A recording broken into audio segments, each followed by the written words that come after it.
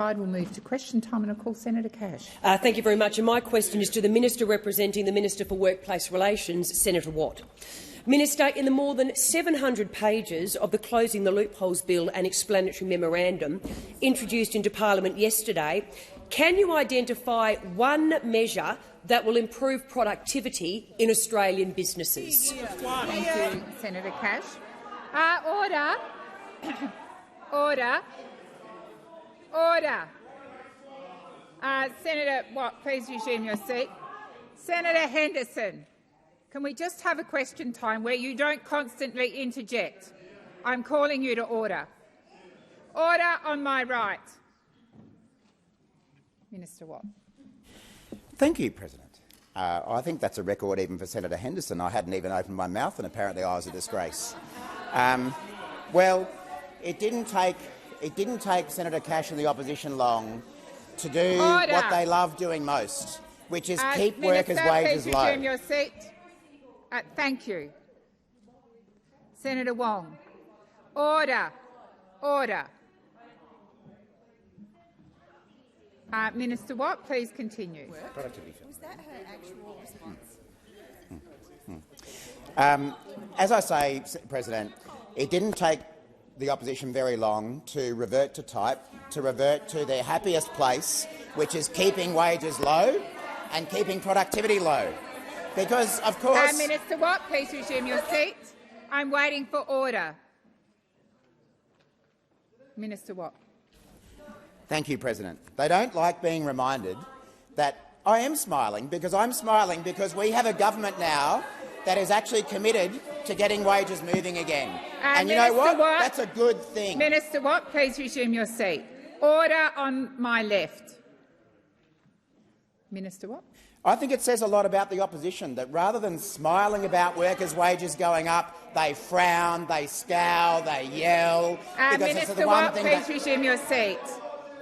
Order. This is disrespectful of the Senate. I've had to constantly call order. And we're 2 minutes in. Minister Watt. Yeah, so I am smiling about the fact that we've got wages moving again. I am smiling about the fact that already this government's workplace relations reforms— Minister Watt, please resume your seat. Senator Henderson, I named you at the beginning of question time and you have just continued to disregard my request that you refrain from constant interjections. Minister Watt.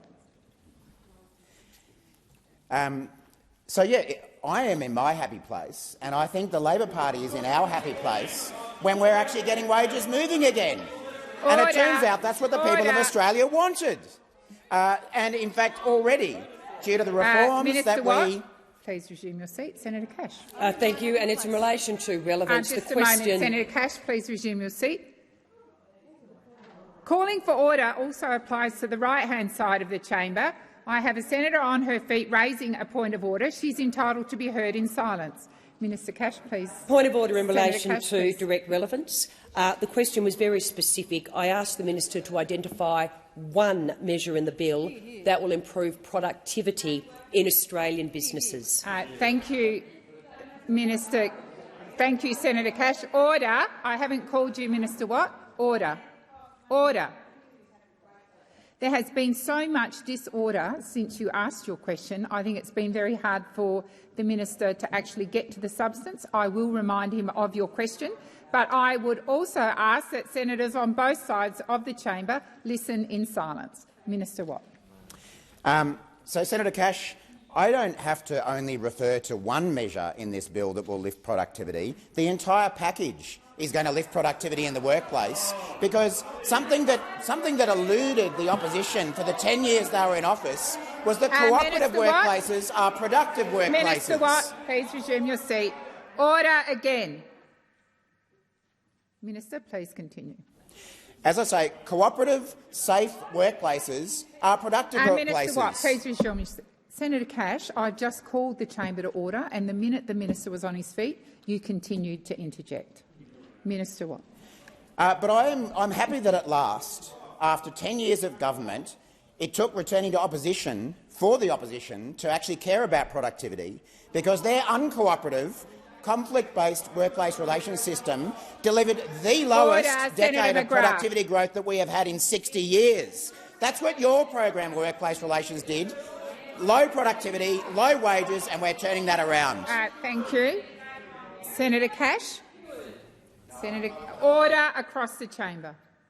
Senator Cash, first supplementary. Thank you. And Minister, in the more than 700 pages of the Closing the Loopholes bill, can you identify one measure that will make it easier for Australian businesses to employ more workers? Thank you, Senator Cash. Minister Watt. Because, in fact, there are actually provisions within this bill that seek to treat workers who have been mistreated for the last 10 years under the opposition to receive employee-like conditions. I understand that your life's mission is to keep workers' wages low. I understand that your economic policy was to deliberately keep wages low. Australians voted against that, and they kept you. Order again. Minister Watt, please continue. At some point, you've got to recognise that the party that had a low wages policy lost the last election. The people of Australia didn't want your 10 years of low wage growth, low productivity, conflict-based workplaces. They voted for cooperative workplaces that were going to lift wages, and we're already doing it. Even in the time we've been in power, we've had the strongest jobs growth for the first year of any Australian government. We've created 500,000 jobs, 85% full-time, and wages are growing at their fastest rate for a decade, and we're only getting started. Thank you, Minister.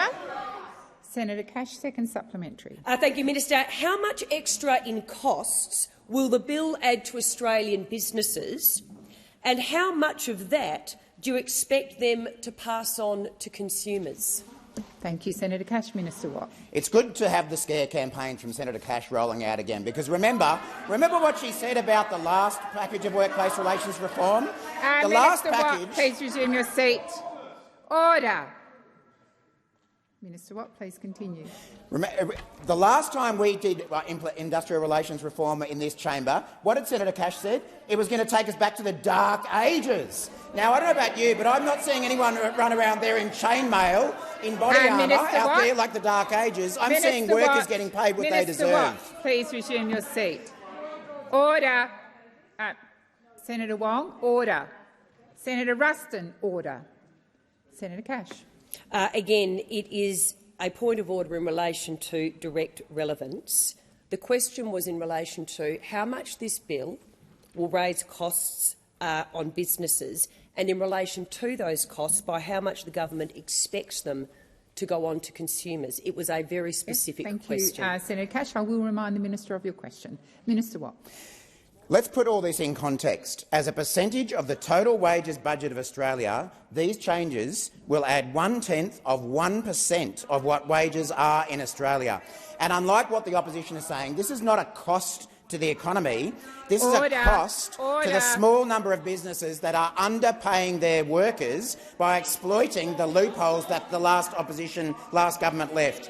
This money won't be taken out of the economy. It will go into workers' pockets where it belongs, so that they can actually deal with cost of living pressures, pay their bills and get back up on their feet. Workers currently being underpaid will have more money to spend in their local communities, and we support that. Expired. Senator Walsh. Thank you very much, President. Thank you, President. My question is to the Minister for Finance, Senator Gallagher. Tomorrow, the ABS will release the national accounts for the June quarter, providing the most up-to-date snapshot of how the Australian economy is performing and how Australian households and businesses are responding to current conditions. Can the Minister please update the Senate on the challenges facing our economy and how the Albanese government's economic plan is working to ensure Australians are provided with targeted and carefully calibrated cost-of-living relief investments, and how important it is to support economic growth now and into the future and to repair the budget over time? Minister Gallagher. Thank you very much, President, and I thank Senator Walsh Senator for the question and for her leadership of the Senate Economics Committee. It's good to get a question on the economy. The government's highest priority is, of course, rolling out billions of dollars in cost of living relief. Minister, please resume your seat. Order. Senator McKenzie. Order. Minister Gallagher, please continue. Thank you.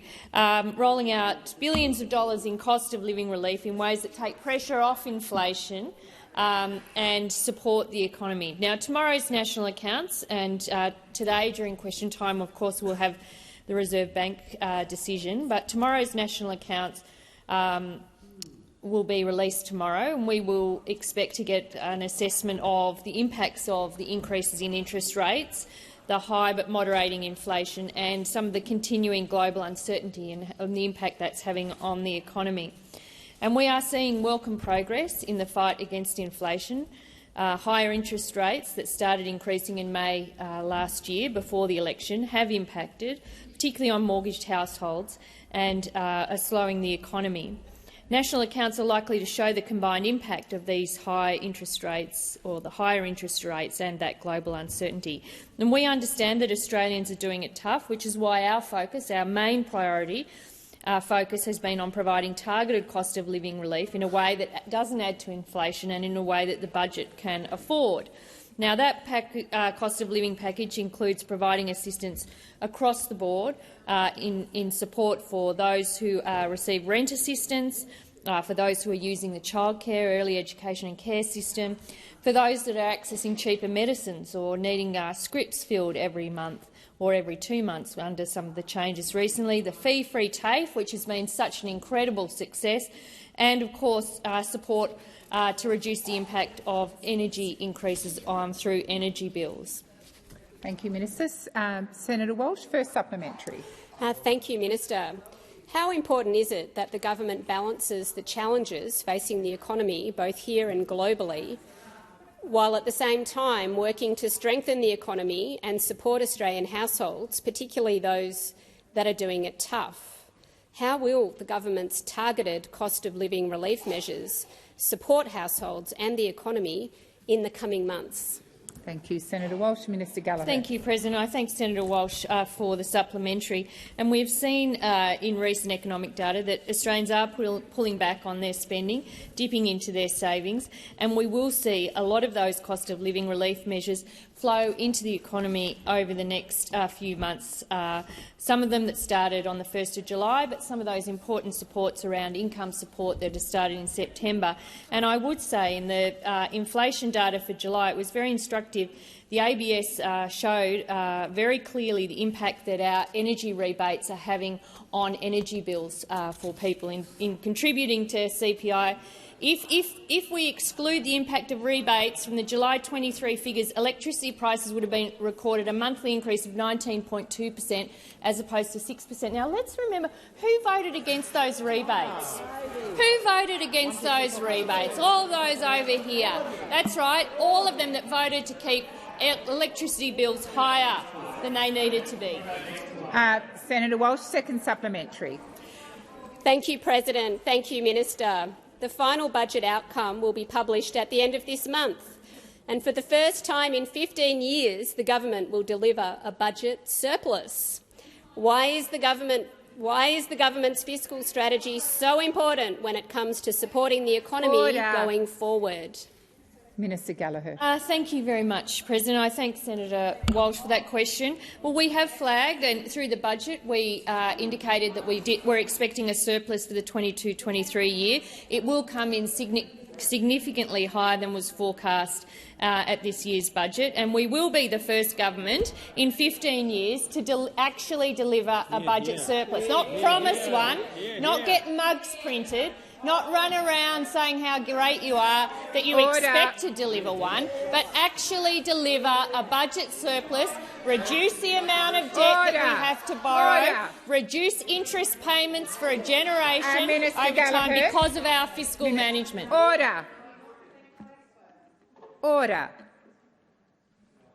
Minister, please continue. I know they hate it, President, but we've returned 87% of tax receipt upgrades to the budget. We found $40 billion of savings across 2 budgets. How many did you find? How many? Zero savings from those opposite. And these careful steps have meant that we will deliver a strong budget surplus for the 22-23 year. Minister. Senator McKenzie. Thank you, Madam President. My question is to the Minister representing the Prime Minister, Senator Wong. Yesterday, the Western Australian Labor Premier Roger Cook added his voice to the chorus of state Labor leaders who questioned this government's decision to block Qatar Airways from providing more services to Perth and to Western Australians.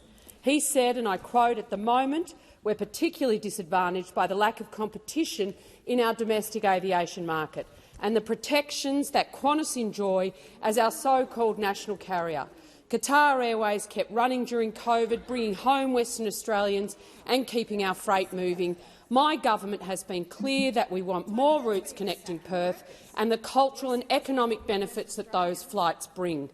Minister, why have some of your Labor colleagues seen the light, and why is the Prime Minister and his government burying its head in the sand when it comes to this decision?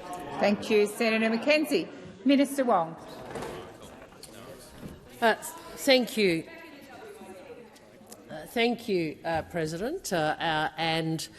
The point I would make is that under the arrangements that there are in place, Qatar Airways can add more seats into Australia today, and they are welcome to do so. Order. And that we support sustainable. Order. Order on my left. I should not have to call order repeatedly. It's disrespectful. Minister, please continue. And we support sustainable growth of Australia's aviation sector. Now, right now, as the senator would know, Qatar Airways can fly as many planes as they like into Adelaide, Avalon, Cairns, Canberra and Gold Coast. They can come into Perth. Minister Wong, yes. Minister Wong, please I'm resume coming your to seat. Perth. Minister Wong, I think the Senate order. Senator McKenzie.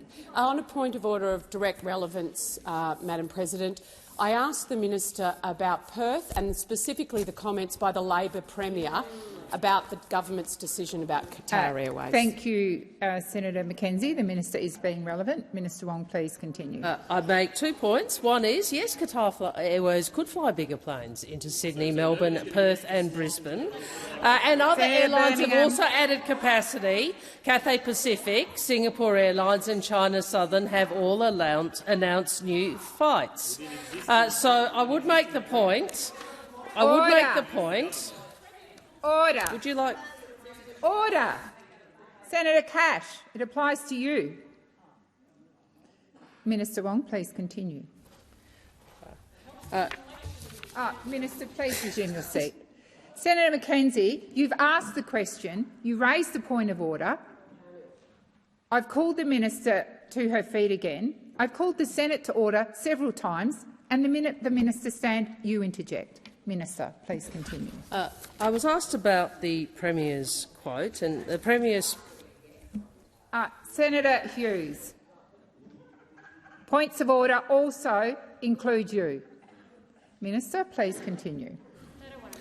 I was asked about competition, and in addition to the points I've made about Cathay Pacific, Singapore Airlines and China Southern, I would make the point that obviously these are national interest arrangements between government. And I would make the point in relation to competition, it isn't a free-for-all. And there's no better person to talk about that than former Minister McCormack, who said today— who said on August 29, when I became DPM and Transport Minister in February 2018, I made a decision to put on hold an application by Qatar Airways. I'm unsurprised you want to interrupt the truth. I'm unsurprised. Senator Wong, please resume your seat. Order. Order. Senator McKenzie. On direct relevance again, Madam President, this minister has not gone near Premier Cook's comments, has not gone near standing up for Western Australians and the additional flights they seek. You've made your point of order. You've asked about the government's decision in relation to Qatar Airlines as it relates to Perth. I believe the minister is being relevant. I will continue to listen. The question is being answered. Minister Wong. I was asked about a quote which referenced competition, and that's what I'm talking about. And I'm also talking about your colleague, the member for Riverina, who introduced a safeguards article to the Australian-Qatar Air Services Agreement, where he talked about where he was concerned about undercutting other operators or abuse of market power. This updated deal was only finalised in 2022. We agree with that principle. Senator Mackenzie, first supplementary. Thank you.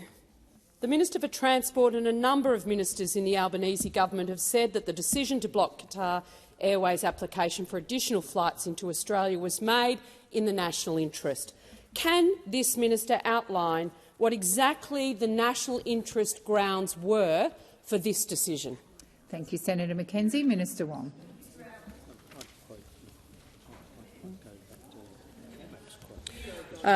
Well, the first point I'd make is that the minister has made clear publicly that first, she's the decision-maker and that she considers a range of factors when determining whether an expansion of bilateral air rights is in our national interest.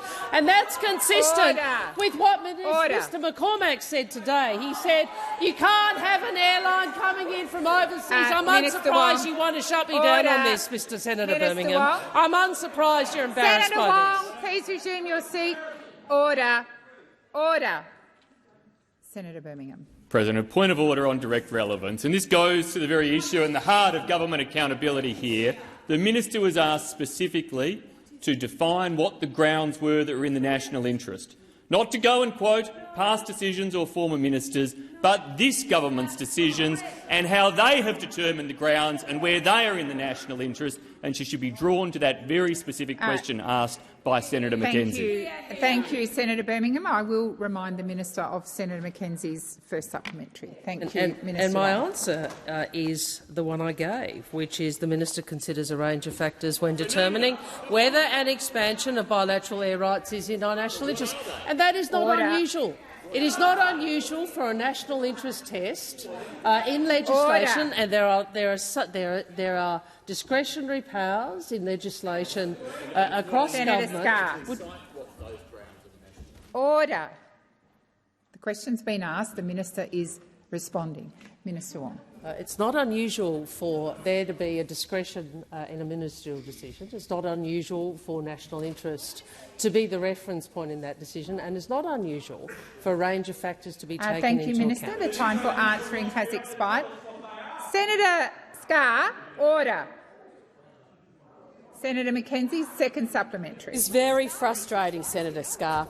The CEO of Flight Centre said on Wednesday, and I quote, "I think it's the most ridiculous decision I've ever seen. This is a significant blow. No other part of the tourism and aviation sector can rationalise it." Former ACCC Chairman Rod Sims also said, "If there was a time to allow new entrants in, this is it." Minister, if all our major airlines except one and Labor states competition experts and tourism industries are say let them fly, who is the government really protecting when it says this decision was in the national interest? Has expired.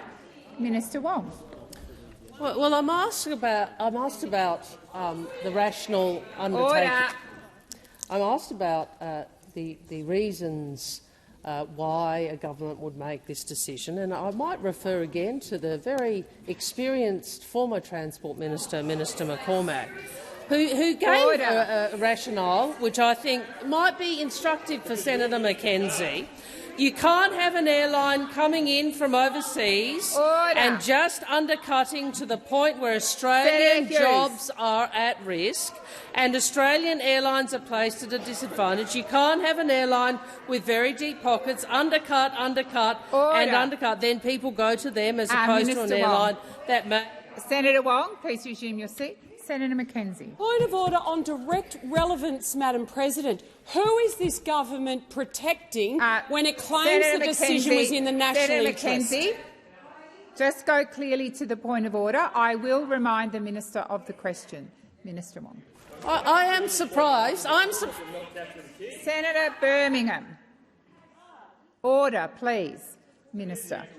Senator Birmingham, I've just called you to order. Minister Wong.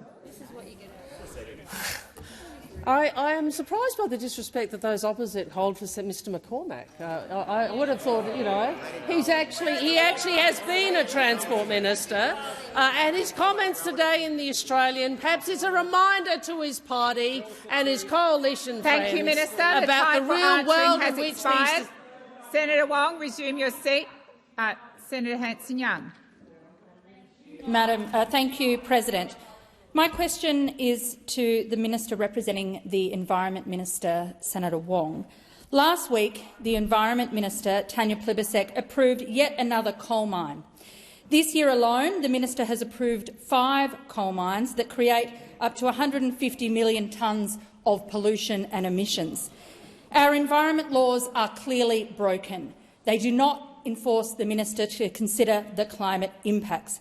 Under these laws, how many more coal mines will the Environment Minister approve? Thank you, Senator Hanson-Young. Minister Wong.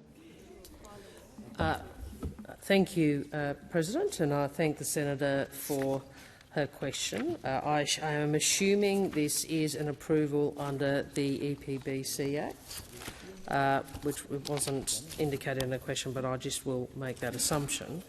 I understand the statistics I have is that in the state of play in relation to coal projects is approved 3, cancelled 3, 3. There are a range of obviously renewables, approved 11 projects and 104 in the EPBC approval system. I reckon that's Senator Sterle. I know that. Rick. We've been friends a long time. I'll take the interjection. Senator, but I would make the point, and I appreciate you have a different view, the legislation that the parliament has passed provides Minister Plibersek with discretion. There you go. Within the statutory framework, and any decision the minister makes is a decision that is consistent with the legislation that is before her. I appreciate that the Greens political party have a particular view about resources projects, and that's their view. The government recognises that resources are an important part of the Australian economy, and we also recognise that the transition to renewables is something that has to be given effect and implemented with important and clear policy decisions domestically as well as internationally. Unlike some, we don't have the ability to magically simply call for something and assume that energy markets will transform overnight. That's the hard work that we are doing, and that's what Minister Bowen is engaged. Thank you, Minister. Senator Hanson-Young, first supplementary. Thank you. 18 years ago on this very day, the 5th of September 2005, Anthony Albanese MP, before he was Prime Minister, introduced a bill to fix the environment laws, a climate trigger bill, because he knew that our environment laws were broken. Climate crisis has gotten worse. When will this Prime Minister dust off his old bill and introduce a climate trigger? Thank you, Senator Hanson-Young. Minister Wong.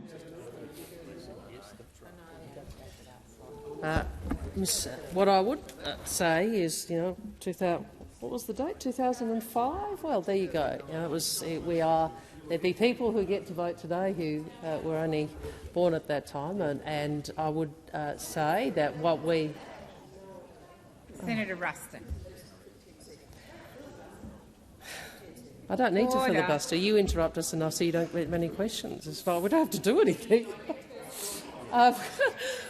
Well, hang on, you just had a go at me, Senator and Wong, when I I'll respond, take you that's back personal. To the question. Right, okay. Senator so Wong, when you're saying it, it's fine. Order. When I'm doing it, it's Minister, personal. That's an interesting double Senator standard. Wong, please resume your seat. Senator Hanson-Young.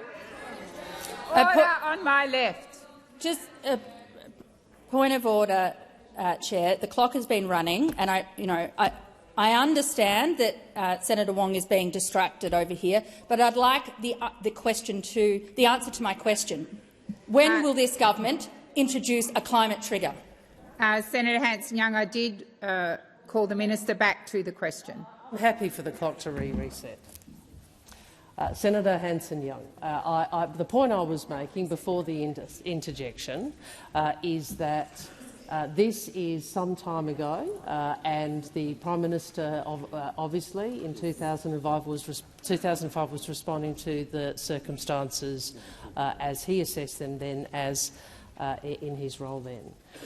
We have made the same assessment now, and that has resulted in the policy that we took to the election, with very substantial reductions, very ambitious reductions in Australia's emissions between now and 2030, as well as a net zero commitment, and the policies that will transition the Australian economy. Unlike the Greens, and I appreciate you have a different view, we actually have to do the hard yards of implementing that. And we are an emissions-intensive economy. And changing our economic base, our economic structure in the way that this implies is a tough thing to do. It's also the right thing to do for the future, for future jobs and the sorts of jobs that will thrive in a net zero. Senator Hanson-Young, second supplementary. Thank you, President. Minister, does the government believe that environmental approval should consider the climate impacts on the environment? Thank you, Senator Hanson-Young. Minister Wong. The government is of the view that that climate change is the challenge of our generation, and the government is of the view that the best way to deal with our response to that is through the policy framework that I have outlined earlier. So that has been the approach that the government has taken, and that is the approach that we took to the Australian people, where we laid out a very ambitious plan to reduce emissions, to increase renewables and to transition our economy. And I'd make this point. This is not just for the reasons of the imperative of climate change. It's also for the imperative of future jobs. The vast majority of the global economy has moved to net zero by 2050. What that means is that to thrive in the decades ahead, our children and grandchildren will have to work in industries which are of value in that economy. Thank you, Minister. The time for answering has expired. Senator Grogan. Thank you, President. My question is to the Minister representing the Prime Minister, Senator Wong. Can the Minister please remind the Senate just how and why the proposal for the Voice to Parliament was developed, and in addition, why it will improve the lives of Aboriginal and Torres Strait Islander people, and how it will save money and make our country stronger? Thank you, Senator Grogan. Minister Wong. Thank you, President, and I thank Senator Grogan for her question. On October 14, every Australian will have a once-in-a-generation chance to bring our country together. Bring our country together and to change it for the better. To vote for recognition and listening so we can get better results. You see, Aboriginal and Torres Strait Islander Australians want the same things for their children as everyone else does. They want them to be healthy. They want them to do well at school. They want them to get a good job. They want them to have the best opportunities they can. And that is what we are all saying yes to. The call for the Voice did not come from politicians in this chamber. It came directly from Aboriginal and Torres Strait Islander people after years of work and discussions across the country. Nearly 250 Aboriginal and Torres Strait Islanders, leaders and elders endorsed the Uluru Statement from the Heart in 2017, and it says, we invite you to walk with us in a movement of the Australian people for a better future.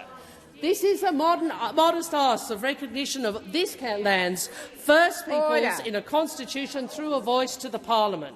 A voice to help achieve practical progress in health, education, employment and housing, to make sure governments make better decisions, spend money wisely, and all this is needed because of the challenges facing Aboriginal and Torres Strait Islander people.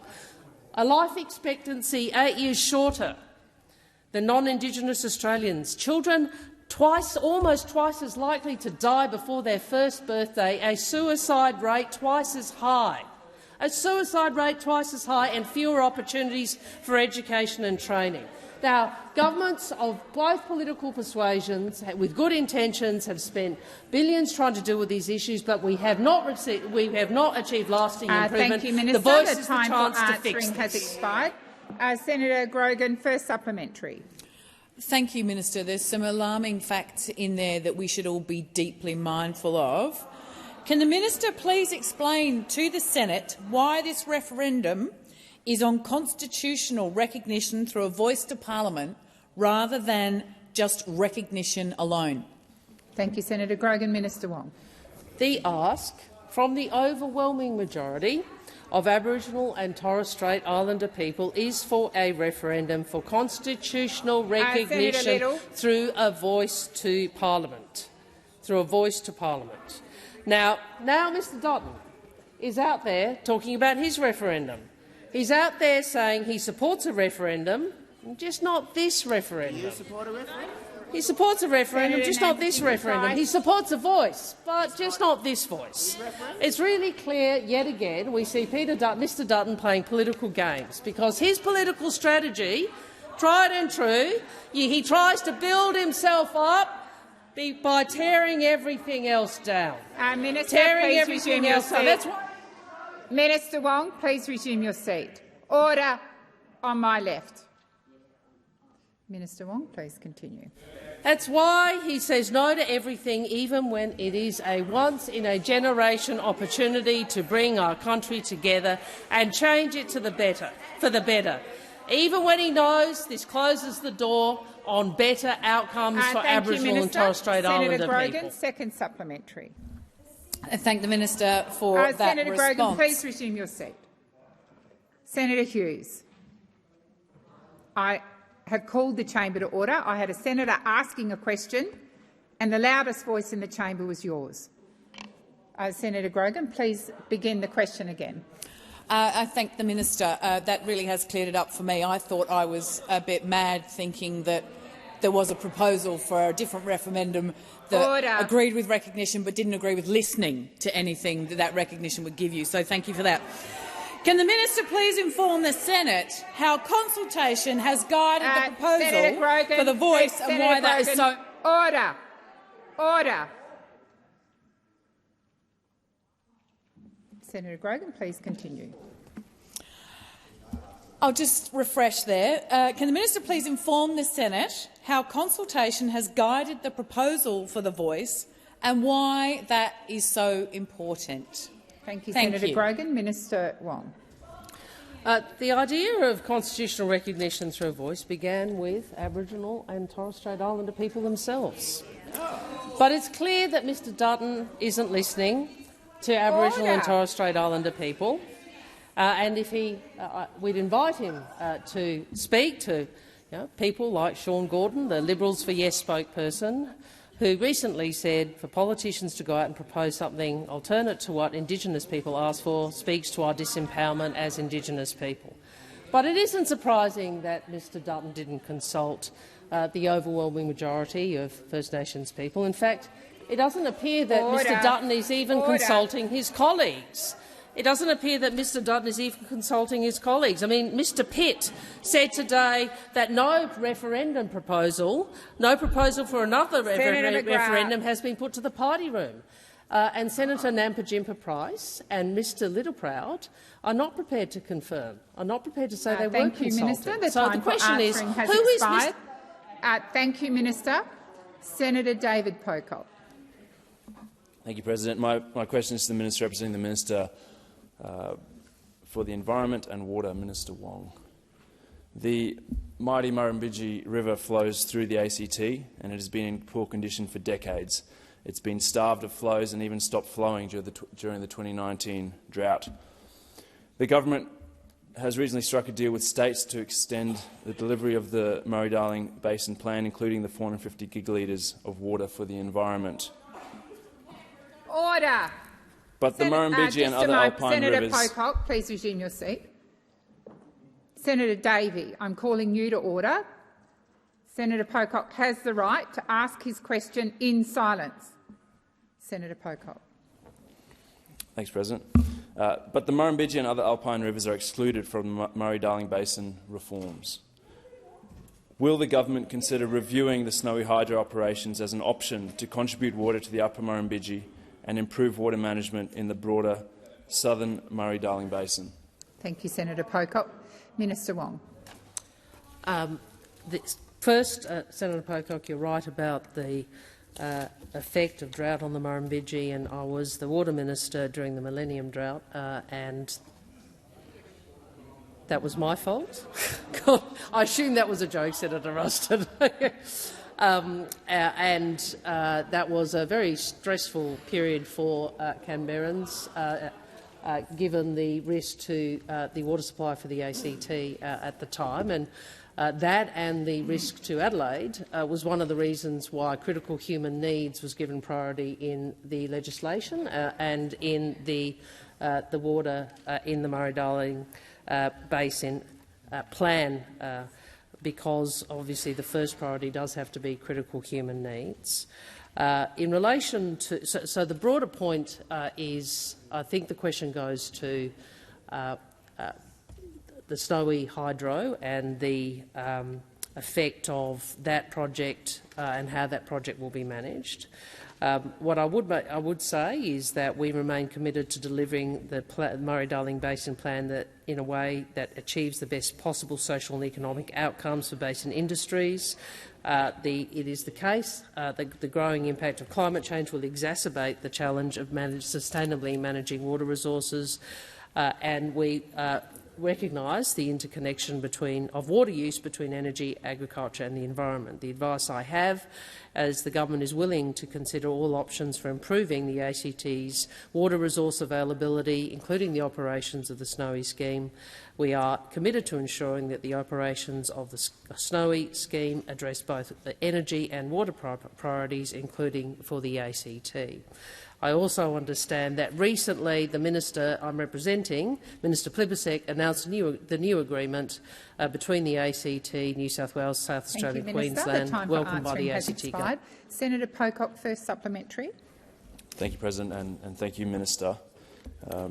How is the government considering water security issues in the Upper Murrumbidgee and other alpine rivers to ensure the ACT and surrounding regional towns can have access to critical human water needs in dry times, as you outlined?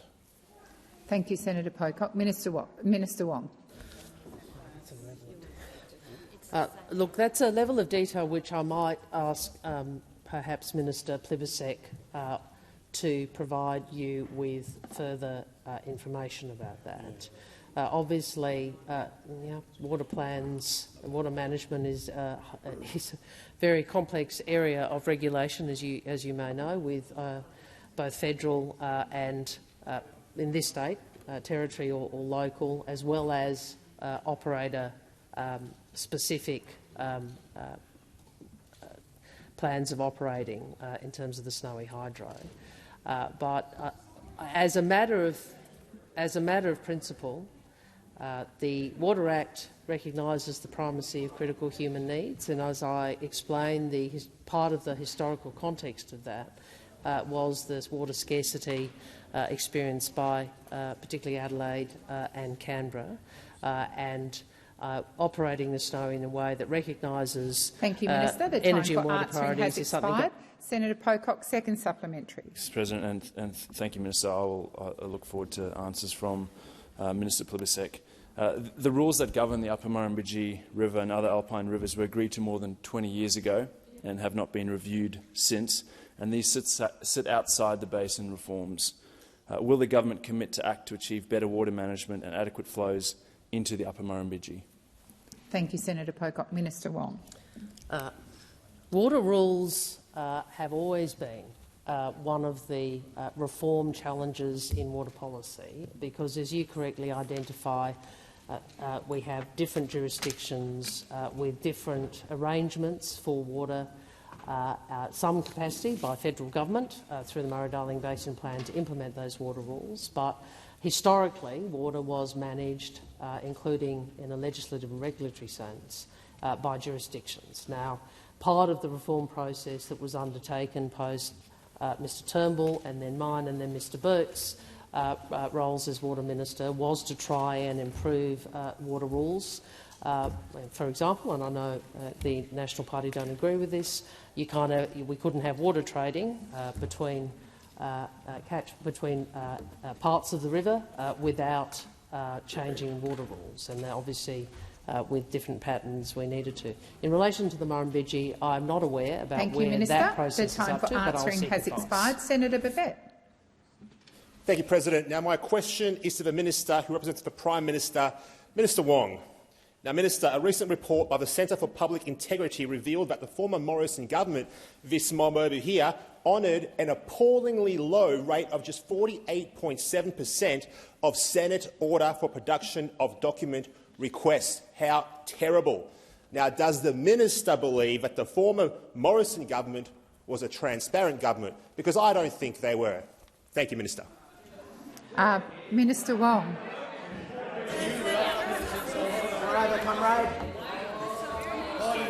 Order. Order. Thank you, Senator Cash.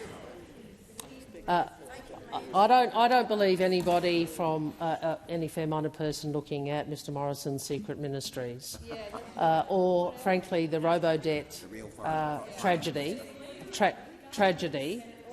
The robo-debt tragedy. Would think that the standards of transparency and accountability to the parliament were sufficient.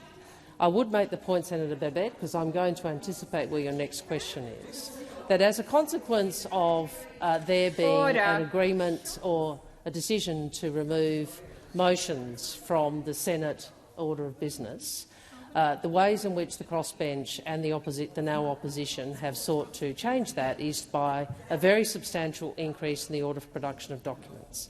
And, Senator Babet, I am someone who has been here for quite a long time, 2002, and I have never seen as many OPDs used as indiscriminately as the current opposition and crossbench are using them.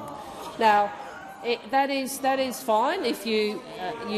So my point is, because we have changed one part of the program, because frankly it was being utilised in a way that the Senate had not envisaged. We are now seeing, was it 10 today, in terms of OPDs. Now, if those opposite and those on the crossbench wish to use OPDs in that way, so be it.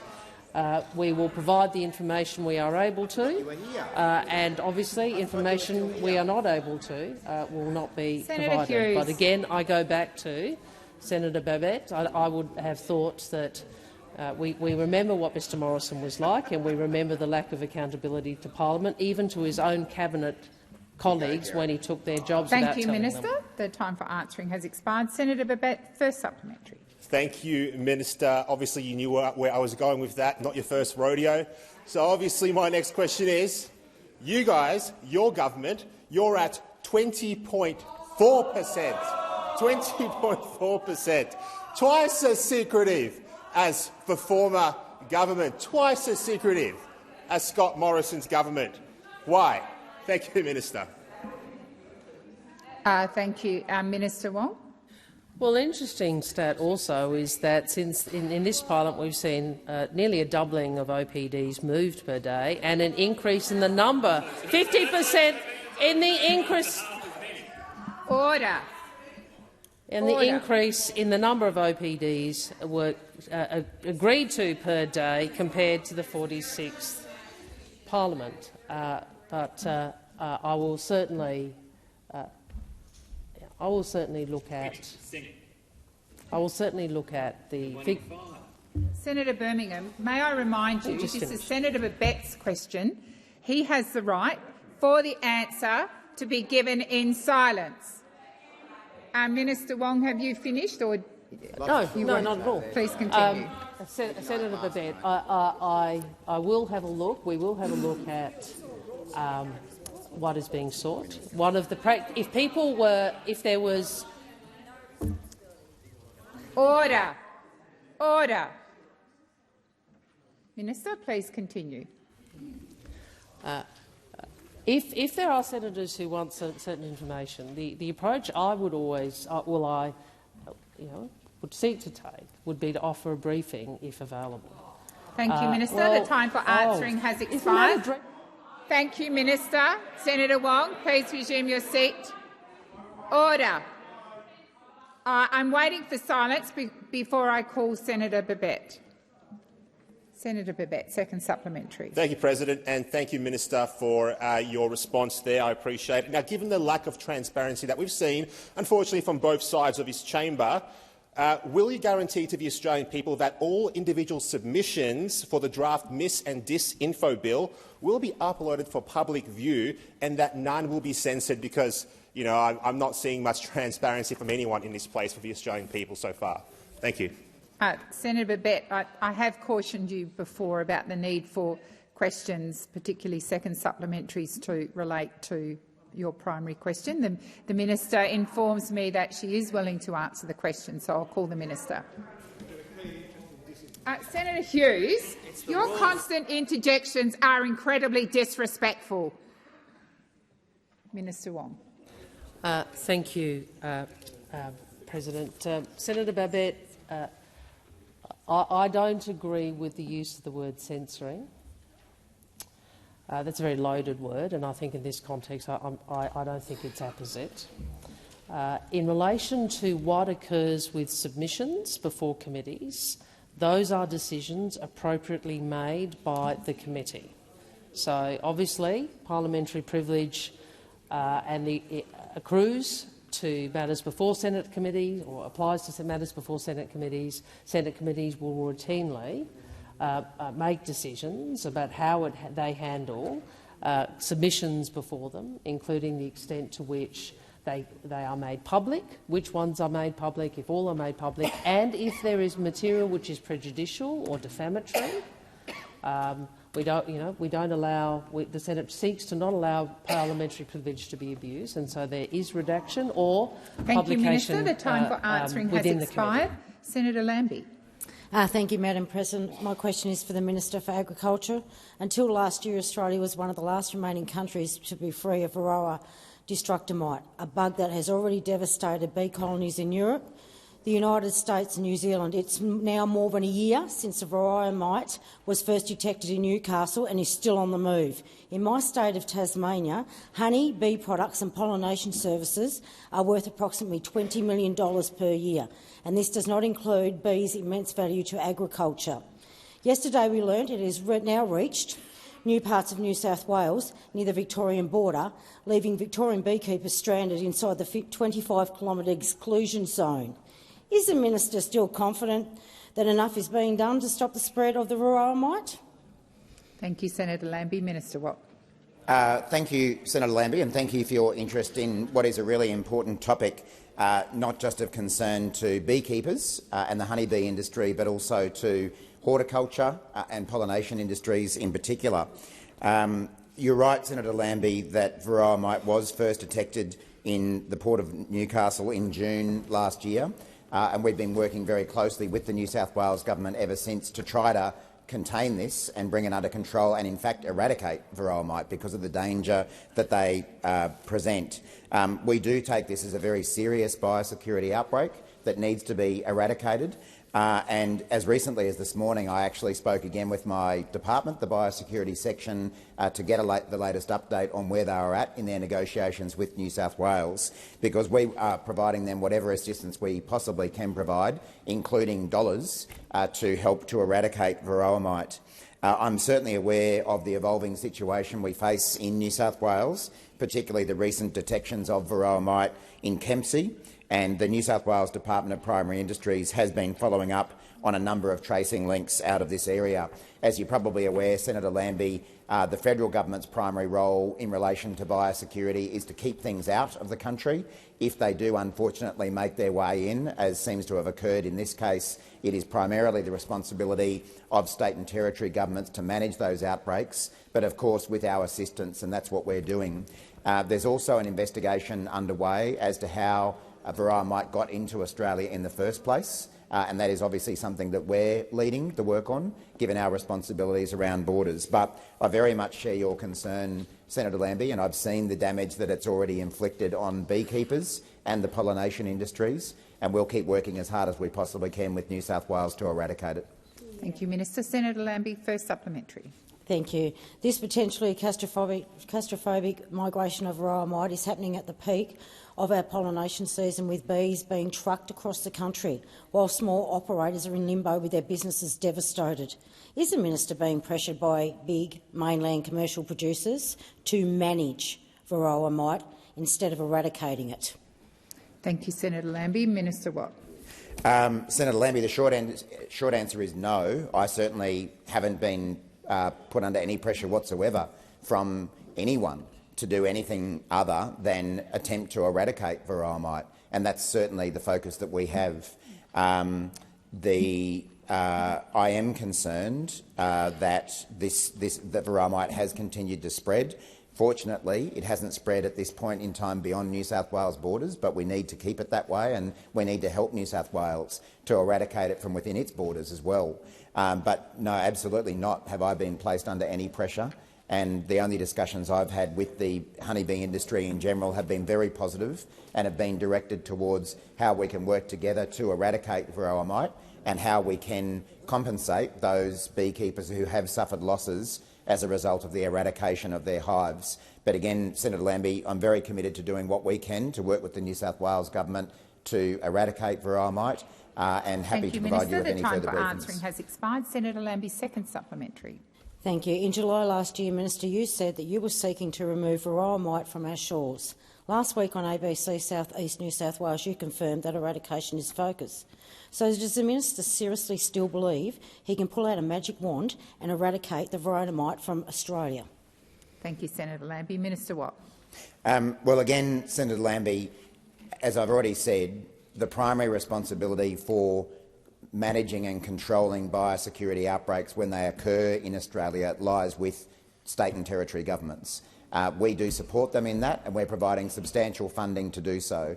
So it's not a matter of me having a magic wand or me having a solution. It's about what the New South Wales government can do with our support, and we're working very closely with them to do so. There may come a point in the future where it proves that varroa mite cannot be eradicated, but we are not at that point, and we are doing everything we possibly can with the New South Wales government to eradicate it. That is absolutely our preference. And as I say, as recently as today, I confirmed with our department that that is our intention. So meetings are ongoing with the New South Wales government about what more we can do to adjust their program, adjust their plan to eradicate varroa mite, and that remains our intention. Thank you, Minister. Senator Sheldon. My question is to the Minister representing the Minister for Employment and Workplace Relations, Senator Watt. Last year's Secure Jobs Better Pay reforms were passed to get wages moving again for Australian workers and reinvigorate Australia's enterprise bargaining system. Despite wages increasing, worker wages and conditions are still being undermined by some employers who rely on loopholes within the Fair Work Act. What are the loopholes that some employers are using to undercut worker pay and conditions, and how is the Albanese government acting to close those loopholes? Thank you, Senator Sheldon. Minister Watt. Thank you, Senator Sheldon. I want to recognise your long career, along with many members on this side of the chamber, in fighting for workers' rights and fighting to close loopholes that see people being ripped off at work. And it's good that we now have a government in Australia that is taking these issues seriously. And Senator Sheldon, I have good news for Australia. I'm pleased to say that wages are moving again in Australia, and employers are back at the bargaining table thanks to the Albanese government's Secure Jobs Better Pay reforms. Please resume your seat. Order. Minister, please continue. They really don't like the idea of workers getting a fair go, do they? If there's anything they hate more, I'm yet to find it. As I said, their happy place is cutting workers' wages and stopping legislation to fix it, and that's where we're back to. Senator Sheldon, as I say, the Albanese government promised to fight for workers' wages, and we are delivering. Here's what we've already delivered in just 15 months. An 8.6% increase for the national minimum wage this year, the largest increase on record. A 15% increase for aged care workers who the former government refused to do anything about. The gender pay gap is at an historic low of 13%, and wages growth has improved, increasing by 3.6% over the year to June 2023 and 3.7% over the year to March 2023. And the opposition have moaned and bleated every step of the way, just as they continue to do today.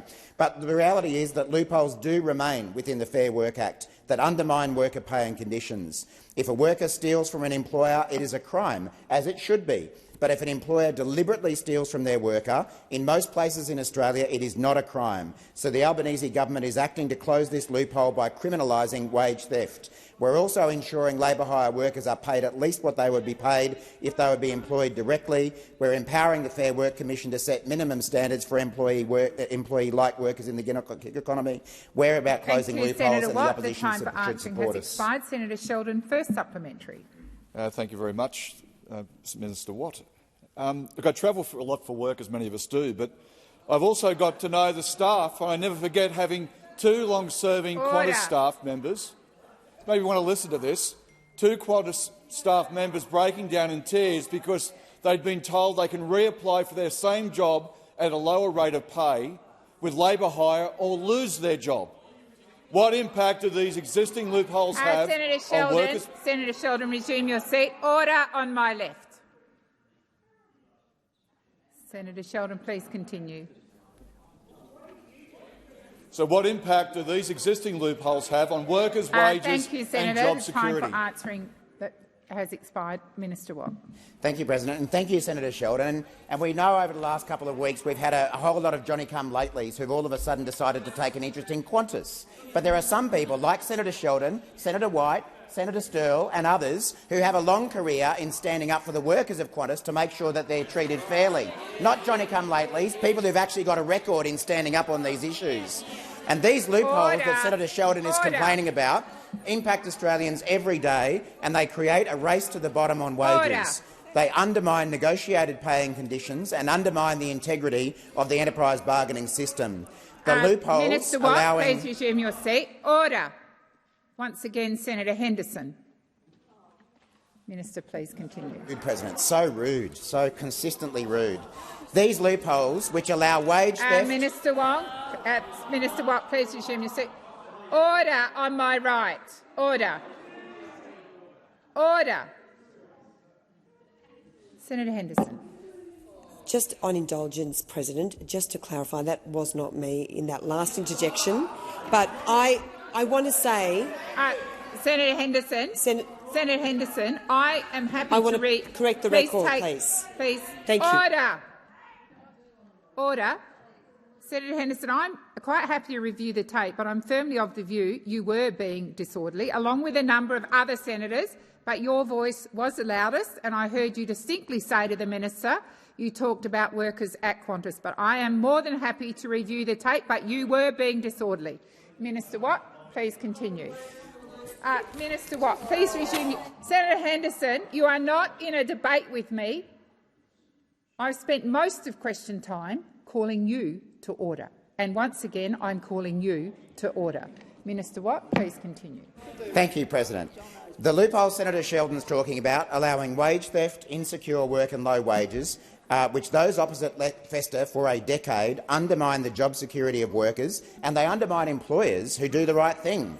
The Albanese government will not allow Australia to become a country where you have to rely on tips to survive, and the opposition should back us. Senator Sheldon, second supplementary. Thank you for the insight. It's good to see someone sticking up for Qantas workers on this side, not on that side.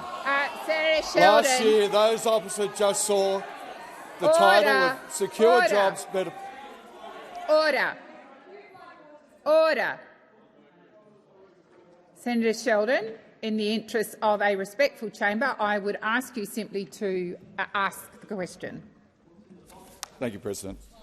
Last year, those opposites saw the title of Secure Jobs Better Pay and knew they were against it. Again, this year, they're seeing the title of Closing Loopholes and guess what? And they're against that too. So what was the former coalition government's legacy on closing loopholes that have continued to undermine worker pay and conditions? Thank you, Senator Sheldon. Minister Watt. Minister Watt. Thank you, President. Very good question, Senator Sheldon. Well, last year we heard claims from Senator Cash that the Secure Jobs Better Pay bill would, quote, potentially close down Australia. Senator Looks Cash. pretty open. Looks Senator pretty Cash. open to me. Not closed down. And on the 4th of September, before the Secure Jobs Better Pay bill had even been written, Senator Cash claimed Order. that our government's reforms would, and I quote, have the potential to take us back to the dark Senator ages, Cash. to close down parts of the economy. You know, they'll be having leechers out doing medical treatment next, like they did in the dark ages. We'll be having Knights of the Round Table in Senator Cash's world. Whenever Labor does something to get wages moving again, you can rely on the catastrophising and hyperbole from Senator Cash and the opposition. The former government had almost a decade to take action to close these loopholes, and instead we had Mr Fletcher calling the labour hire loophole essentially a made-up issue. Low-wage group thank was you, a deliberate Minister. design for you. Thank you. Order. Minister Wong. Much as I'd like to move an extension, I ask that further questions be placed on notice.